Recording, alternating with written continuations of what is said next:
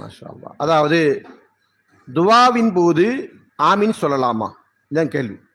இல்லை இன்னொன்னு நம்ம சேர்த்துக்கணும், கூட்டு துவா செய்யலாமா அப்படின்றதையும் சேர்த்துக்கணும். சரிங்களா? இல்லைன்னா அது பிரச்சனையா போயிடும்.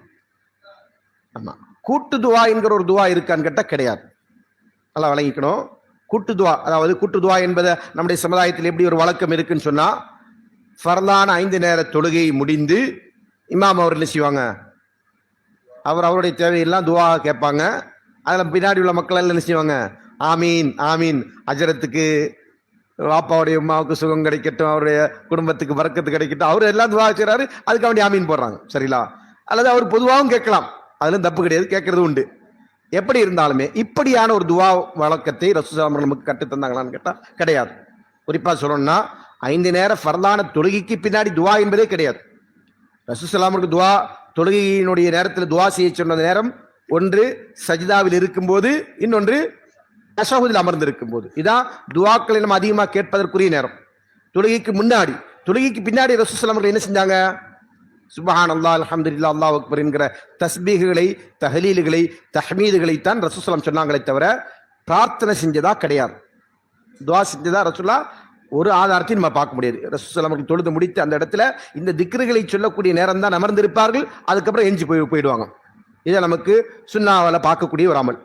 அப்ப ரசூலுல்லாஹ் பிரத்யேகமா என்ன செய்யல, கையேந்தி துவா செய்யல, அந்த நேரத்தில் துவாவும் கேட்கல. சரிங்களா? அப்ப இதனால கூட்டு துவாங்கிற ஒரு அமல் என்பது அது ஒரு பிதா இலாஃபியான, அதாவது மார்க்கத்தில் சேர்க்கப்பட்ட ஒரு பிதாத்தான ஒரு விஷயம் அப்படின்றத நம்ம விளங்கிறோம்.